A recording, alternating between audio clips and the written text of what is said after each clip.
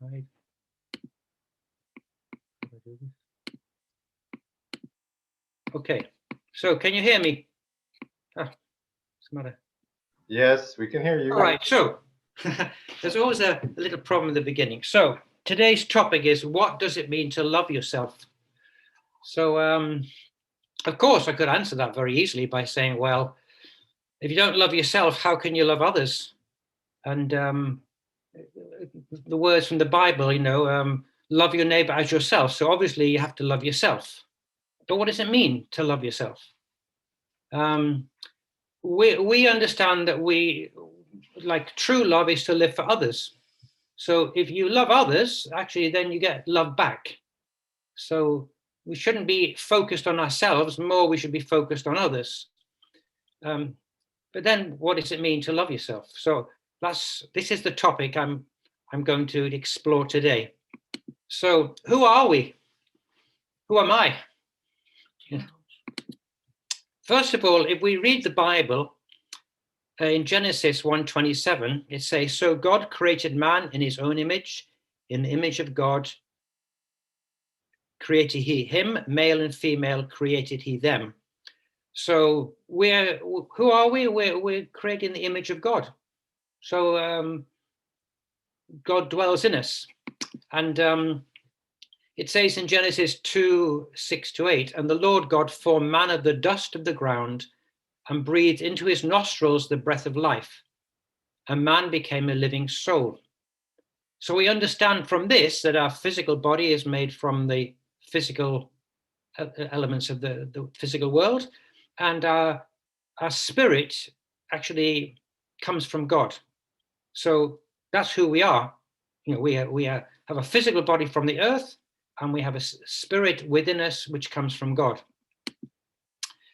But of course, because of the fall, then our awareness of who we are is distorted. So first of all, through ignorance, then humankind doesn't understand who he is, doesn't understand that he has a spirit, doesn't understand that God created us. And so through history, God has sought to overcome man's ignorance by giving the correct understanding through truth, through different religions. And so our ignorance is being overcome, but of course it doesn't mean to say everybody is ignorant of who they are, but at least through the world religions, God has helped us to understand, who we are. And then because of ignorance, we feel separated from God. We don't know God, we don't feel God. But actually, the reality is that God's spirit is within us. So we're not separated from God. Even if we feel separated, God is within us because God breathed into us the breath of life. It's our perception of reality because of ignorance and not understanding. And finally, because we feel separated and because of ignorance, then we have like an inner conflict between, for example, when St. Paul, he said, I do the things I don't want to do, and I don't do the things I should do.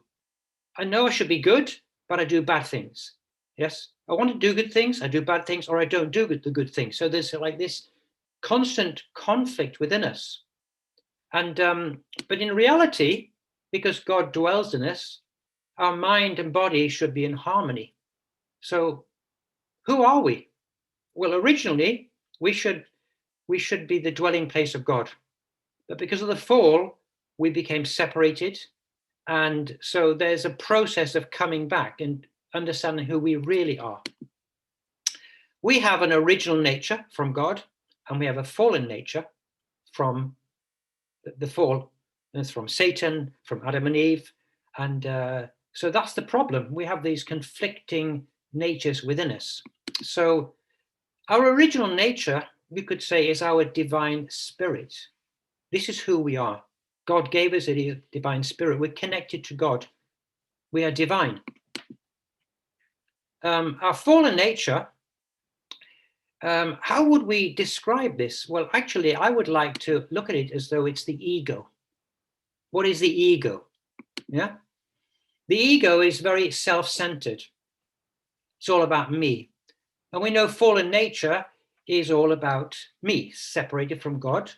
We know that Lucifer did not look at Adam and Eve through God's eyes, but through a self-centered. He felt jealous, and so he dominated, and so love became distorted. So our fallen nature is very much like our ego.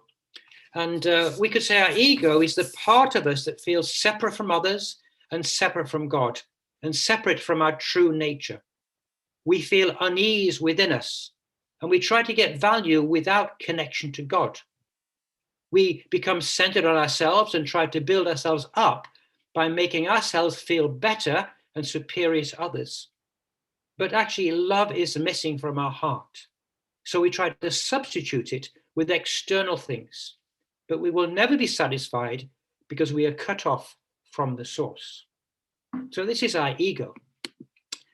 So our true self is our divine spirit from God, and our ego is our false self.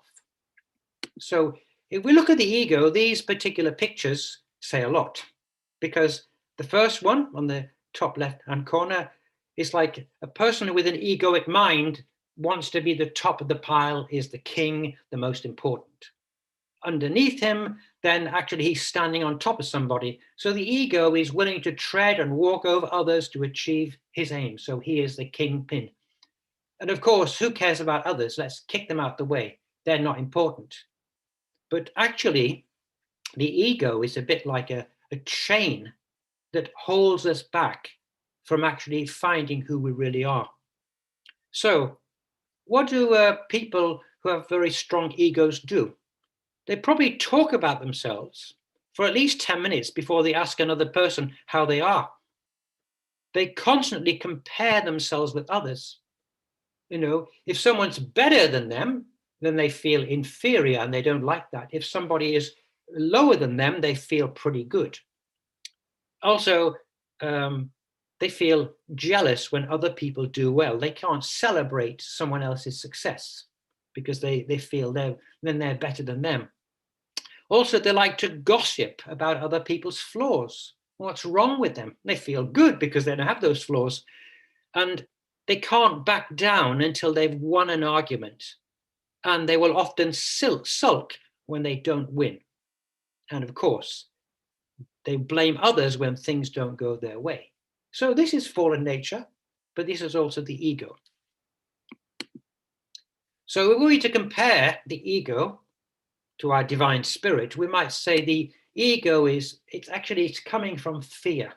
Because of lack of love and feeling isolated, there's fear. Self-centered, doubtful, worried, judgmental, self-critical, limited, separated, feeling separate from everything. So, but it's coming from a place of fear because Adam and Eve lost God. They felt fear because they didn't feel God's love.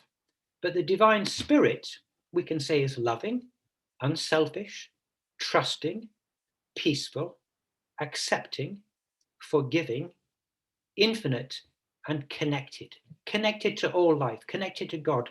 You know, the universe really should feel like one with everything. Yeah. So this is how we would compare. So I'd like to talk a little bit about Sonia Choquette, because last time, I talked about her book, The Diary of a Psychic. But she's actually written many interesting books. And this book, the answer is simple. Love yourself, live your spirit. I'm going to take ideas from this book. She says, the people who find peace and joy in their heart don't rely solely on their egos. They turn to a higher aspect of their nature, the spirit within, and let this direct their lives.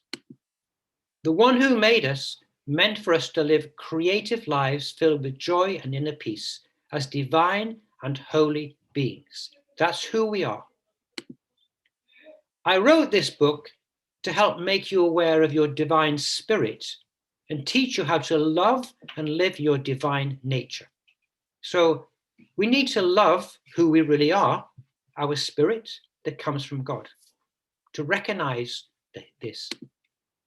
And in her book, I want to talk about 2 chapters where she talks about how you love your spirit. First is to recognize it, to recognize that we have it. And secondly, to welcome it, to welcome our spirit into our lives. So, to recognize our spirit, what can we say about it? Well, it comes back to this question of who am I? So, I am a child of God. I am a beautiful manifestation of God's spirit because I'm created in his image. I am a unique creation of God. Every single person is unique. So no one is better or worse than anyone else because we're all divine. We're all special. We all have the spark of God within us. And in the principle, it describes us as an individual embodiment of truth because God is both internal and external, like a heart of love and an energy that creates everything. And also God is both male and female. And so within us, we have these masculine and feminine characteristics. And we're a holy being of light and love. Actually, my understanding is that spiritually, love is light and light is love. Because God is a being of light and love. And so are we. And we must recognize that. So you show your love for yourself when you connect to your spirit, to appreciate the gift that God gave us. So how do we do this? Well, first we need to detach from the mental chatter of your ego. And all of us have this, but if we can stop that and calm down, then we can open ourselves up and feel our spirit.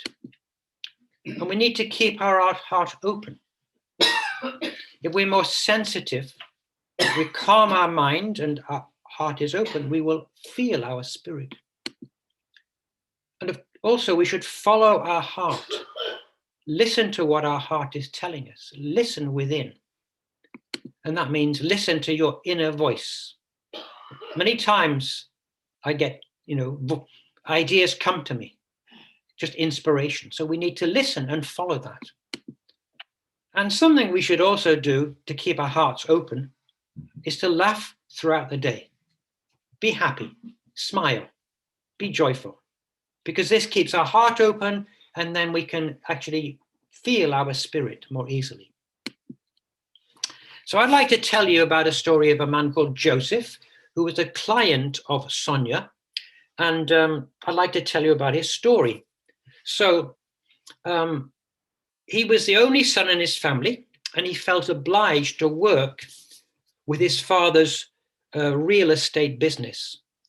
For more than 15 years, he managed apartments instead of following his secret dream of becoming a chef. He wanted to be a cook and a chef. Fear of financial insecurity and letting down his father caused him to abandon his spirit and what his spirit was telling him and get stuck in a rut of ego control. One day, after feeling unbearably frustrated over his lackluster life, he spontaneously enrolled in a cooking school at night. Following his spirit, listening to his spirit rewarded him immediately. The very first week, he met a wonderfully supportive woman who made him laugh, encouraged him, and fell in love with him. With her help, he started to return to his authentic self. While in school, he also met another frustrated student who wanted to change his course as well. By the time the first year ended, the two had decided to explore the idea of opening a restaurant together. No sooner had Joseph made this decision than his father announced he was retiring and asked Joseph if he wanted to carry on the business or quit. Scared of disappointing his father, but more scared of disappointing himself, Joseph finally admitted that he wanted to quit the business and open his own restaurant instead. He was shocked by his father's reaction. Not only was he supportive, but he said he'd be willing to invest in the business and help them find a location. Once Joseph decided to live his spirit, it seemed as if by magic his father came on board as well. And Sonia says that's how it works. Once you choose to love yourself and align with your spirit, life aligns with you. Obstacles give way to openings and struggle turns to support. All that's required is that you choose to live as a divine being and follow your spirit as opposed to living as an ego-bound being following your fears. So to love your spirit means to listen to it, to follow that, not your fears. Okay, Britain's Got Talent. I really enjoy watching this and Americans Got Talent because I'm inspired by the contestants.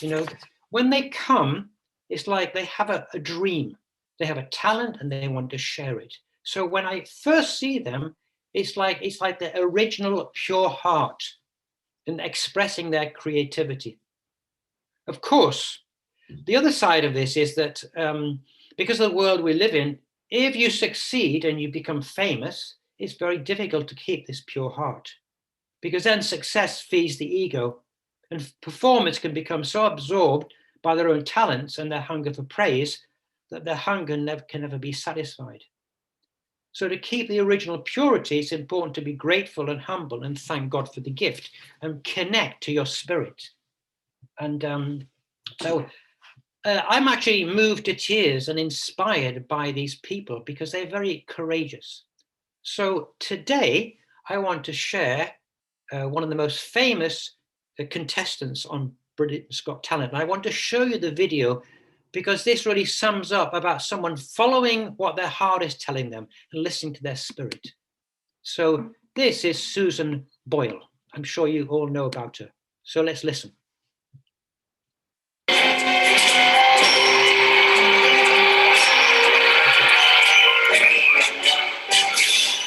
Hi, what's your name, darling? My name is Susan Boyle. Okay, Susan, and where are you from? I am from Blackburn near Bathgate, West Lothian. It's a big town. It's a sort of collection of villages. Had to think there. And how old are you, Susan? I am 47. And that's just one side of me.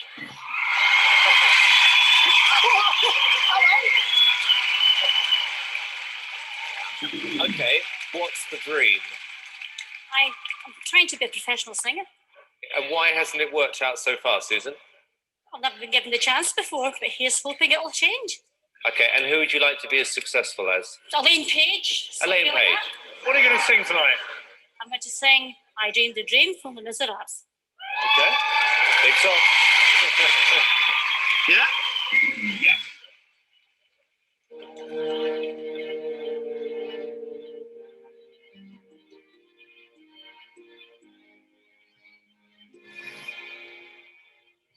I dreamed a dream in time gone by.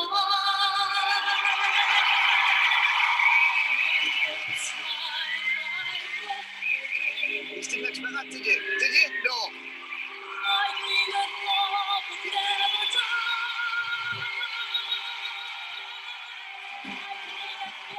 I dreamed that love would be one I was young and unafraid. When dreams are made and used and wasted, there was a ransom to be paid. No sun had sung, no wine had tasted, but the tigers come with their voices soft as thunder. As they tear your hopes, as they turn your dreams to shame.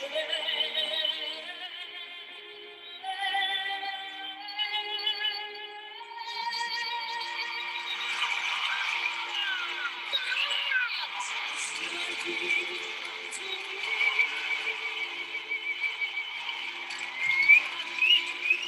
all I see.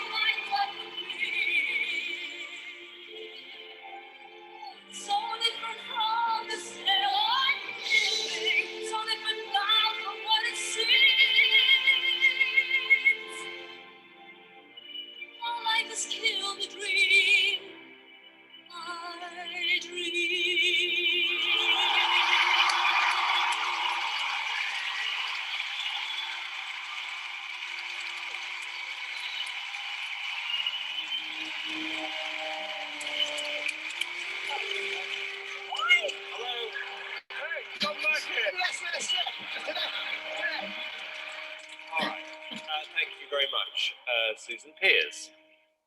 Without a doubt, that was the biggest surprise I have had in 3 years on the show. When you stood there with that cheeky grin and said, I want to be like Elaine Page, everyone was laughing at you. No one is laughing now. That was stunning, an incredible performance. Amazing. I'm reeling from shock about you two, but I am so thrilled because I know that everybody was against you. I honestly think that we were all being very cynical, and I think that's the biggest wake-up call ever. And I just want to say that it was a complete privilege listening to that. It was brilliant. Susan, I knew the minute you walked out Oh, Simon! on that stage that we were going to hear something extraordinary, and I was right. not a lot of touch. Susan, you are a little tiger, aren't you? I don't know about that. You are. Okay, moment of truth. Here's yes or no. The biggest yes I have ever given anyone. Amanda? Yes, definitely. Susan Boyle, you can go back to the village with your head held high. It's 3 yeses.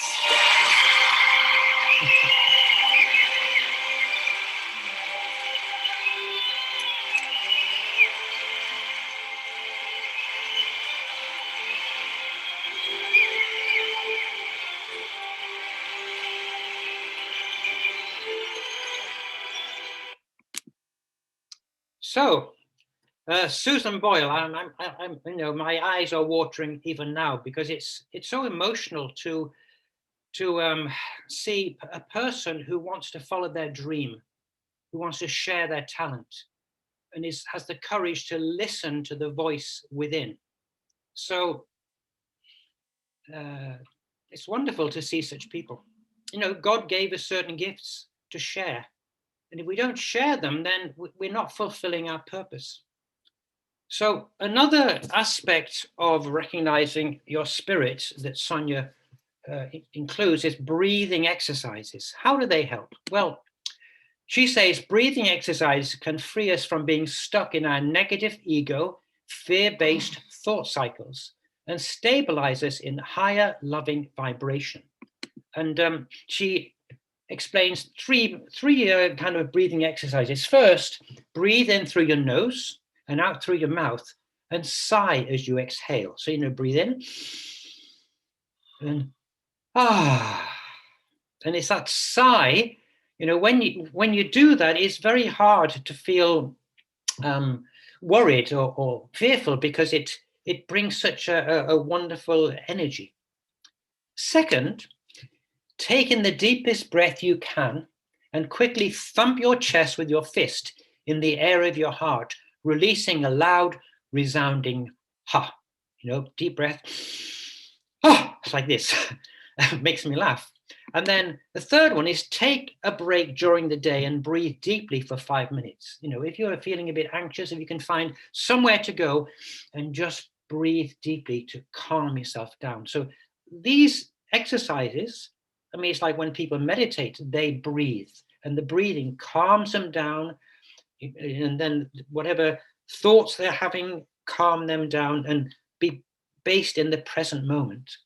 So this is a very good way to recognize your spirit, to be in touch with it. It's a way to love your spirit because you're focusing on it. So the second aspect of loving yourself is to welcome your spirit. So in the Bible, in 1 Corinthians 3:16, it says, "Do you not know that you are God's temple and God's spirit dwells in you?" So we should welcome our spirit that God gave us, you know, acknowledge it. We should honor the guest in our heart because our spirit dwells in our heart. She says this, treat your spirit as a sacred guest and receive it with the same attention and care that you would a special visitor. Imagine doing the very things for your spirit that you would do for someone you loved. even adored. Invite it into a calm space in your body. Relax and greet it with your most gracious smile and welcoming attitude. Make it feel at home. Imagine speaking to your spirit with kindness and affection. This means creating a loving, grounded home for your spirit to reside in by taking care of your body. Give your spirit a healthy, happy home to dwell in. This means, among other things, offering it a body that's properly fed, well rested, exercised, clean, and appreciated. That certainly is far more inviting to it than one that's overstuffed with bad foods or starved altogether, or that is exhausted, full of toxic substances, lethargy, or ignored. So I suppose to love your spirit, to love yourself, is also to love your body, to take care of it because it's a dwelling place of God. If the environment of your body becomes too unhealthy, your spirit leaves because the vibration is too low. I find that interesting. How can our spirit leave? Well, if our divine spirit from God is a high vibration, but our body is a low vibration, it's uncomfortable. So maybe we're not aware that it's there because it's kind of hidden or outside of our body. So it literally steps, she says this, it literally steps out of your physical self, seeking to get away from the disaster inside. Trauma, abuse, physical injury, self-loathing, extreme anger or fear could also dislodge your spirit.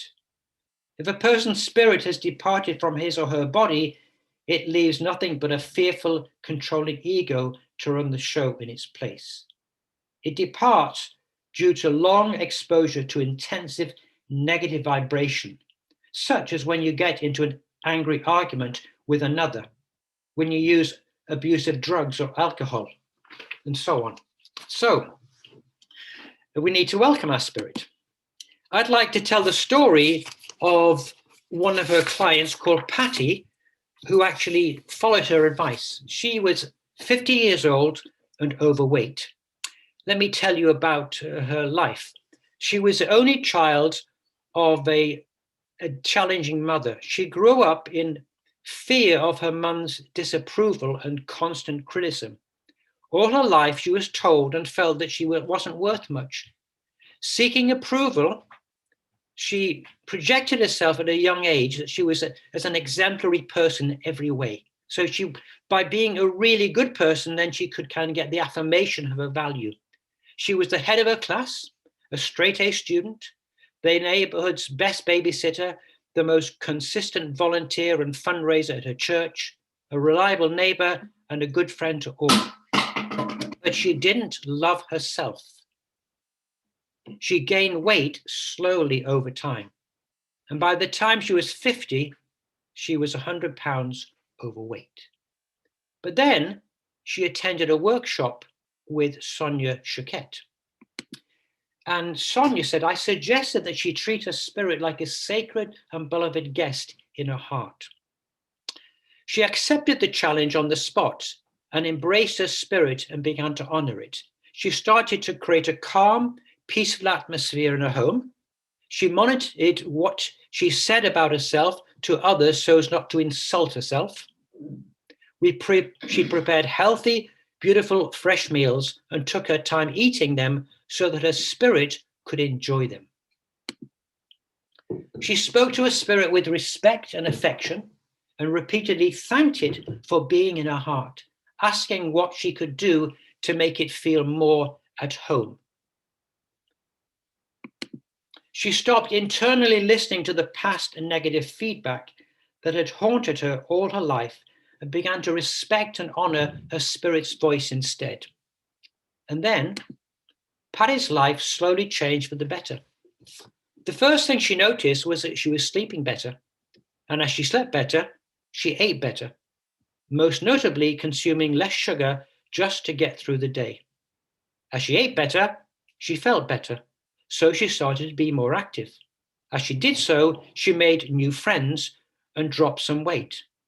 She also stopped smoking, which was another unloving act, and got a new job A year and a half later, she met a man and later got married, her first marriage at the age of 53.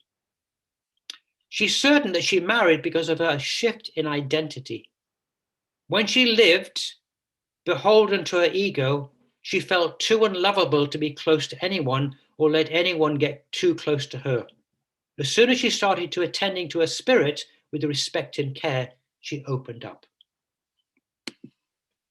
So another way to welcome our spirit is to use kind words. We can, this is from the book. So for example, you might say to your spirit, I am glad that you are present. I hope that you are comfortable. Thank you for your grace. It is so wonderful to feel your grace. I love you. But also we should say kind words to our body. You are so faithful, body. Thank you for getting up every day. You are such a good friend. Thanks for being reliable. I know that I can count on you. I appreciate all you do for me. You are great. So this is Sonia's husband, Patrick, and her daughter, Sabrina. And concerning using kind words, this is an incident that took place. When my daughter Sabrina was only 4 years old, my husband Patrick lost his patience and lashed out at her with some harsh words. She responded, Dad, that's no way to talk to my spirit, and my belly feels bad when you say that. Say you're sorry now so that my belly feels better. Well, obviously she'd been taught about these things. Surprised, Patrick immediately apologized. She was quiet for another minute, absorbing what he said. Then she remarked, okay, my belly is better now. So what does it mean to love yourself? First of all, she says, recognize your divine spirit. Acknowledge it. So we're more than a physical body. We're more than a personality. We are divine. And this is the most important part of us, because when we leave this world, we will still have our spirit. And that's why we need to take care of it and love it. And secondly, welcome it, talk to it, appreciate it, and thank it. And, welcome into our body, take care of our physical body so that our spirit wants to be there and can feel loved. Now I'd like to read a few words from a lady called Louise L. Hay.